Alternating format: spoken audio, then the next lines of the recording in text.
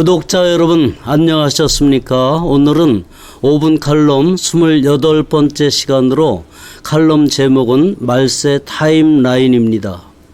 일반인들조차도 말세 하지만 여전히 지구는 돌아가고 우리의 삶엔 큰 변화가 없습니다. 말세에 대한 두려움도 없고 주님의 재림에 대한 준비도 아예 하지 않은 채 현실에 만족하며 살아가는 모습이 모두 말세 불감증에 걸린 것은 아닌가 하는 생각이 들기도 합니다.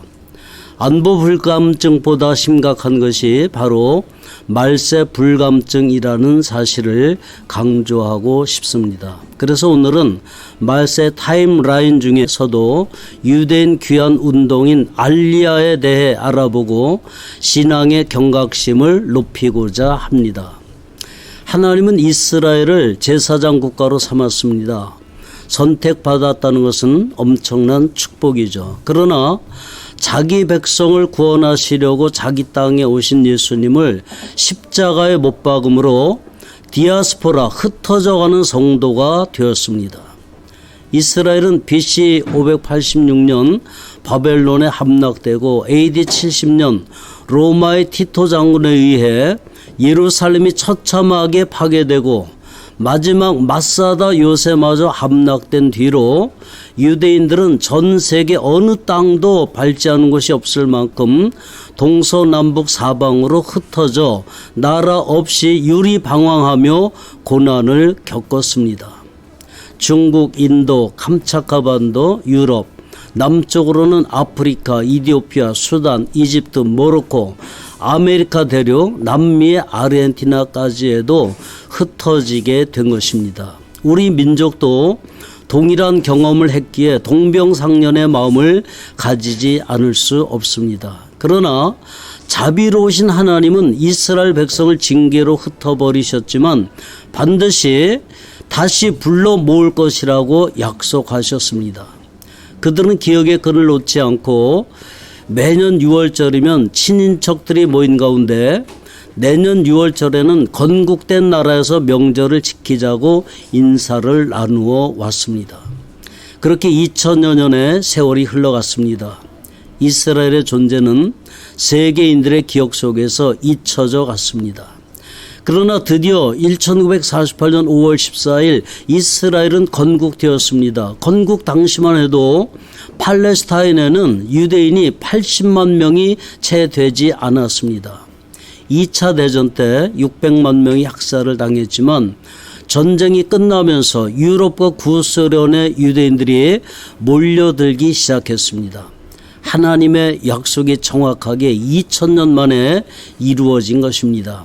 알리야 운동은 과거, 현재 완료형이 아니라 현재 진행형으로 이루어지고 있는 사건입니다. 성경의 활자가 살아서 훨훨 날아다니고 있는 것입니다. 텔아비브 공항에 가보면 지금도 세계 각처에서 유대인들의 귀한 행렬이 이어지고 있음을 알 수 있다고 이스라엘 뉴스 전문 방송인 브레드 TV는 전하고 있습니다. 부자 나라에서 사는 유대인들은 돌아갈 생각을 하지 않는데 하나님은 어떻게 이들을 불러 모으실까요? 유럽에서는 반유대주의가 불길처럼 번지고 있고 미국 뉴욕 브루클리에서는 코로나가 번지면서 유대인에게 책임을 돌리려는 움직임이 일어나고 있습니다. 정통 유대인들이 수염을 기른다는 이유로 마스크가 효과가 없다는 것입니다. 하나님의 섭리로 코로나가 알리야 운동을 촉진시키고 있다는 점을 유념할 필요가 있습니다. 올해 2월 24일 러시아가 우크라이나를 침공해서 지금도 전쟁이 계속되고 있습니다. 유대인들이 피난 가면서 이스라엘로 귀환을 서두르고 있다고 합니다. 끔찍한 일, 사건, 전쟁을 통해서라도 불러 모으시는 하나님의 비밀한 섭리를 깨달을 수 있습니다. 내가 잠시 너를 버렸으나 큰 공일로 너를 모을 것이여 라는 말씀이 있습니다. 1948년 5월 14일 드디어 이스라엘이 건국을 선포하자 주변 아랍 국가들이 반발, 연합하여 이스라엘과 4차 중동 전쟁을 벌였지만 중요한 것은 이 모든 전쟁은 거의 이스라엘의 승리로 끝났다는 사실입니다. 주변 22개 아랍국이 있고 수억 의 아랍군에 포위된 이스라엘이 생존하는 것도 기적인데 4차 전쟁을 모두 승리로 이끌었다는 것은 하나님의 타임라인에 포함된 사건이었기 때문이라고 설명할 수밖에 없습니다. 이스라엘과 팔레스타인 간의 평화협정이 이루어지면 성경이 말하는 마지막 7년이 시작되고 제3차 세계전쟁이 일어난다는 것을 유념해야 합니다.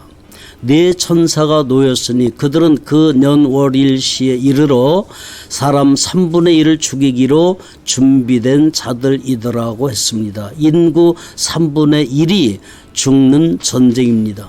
지금 세계 인구가 72억이라면 24억 명이 죽게 되는 겁니다. 어쩌면 우리 세대에 일어날 수도 있는 이런 전쟁이 암암리에 진행되고 있다는 사실을 상기하면서 현실에 도취되어 정말 불감증으로 살고 있었다면 이제는 주님의 재림을 사모하며 준비하는 삶을 살아야 합니다. 이 땅에서 행복하고 즐겁게 사는 것이 삶의 목적이 되어서는 안 됩니다.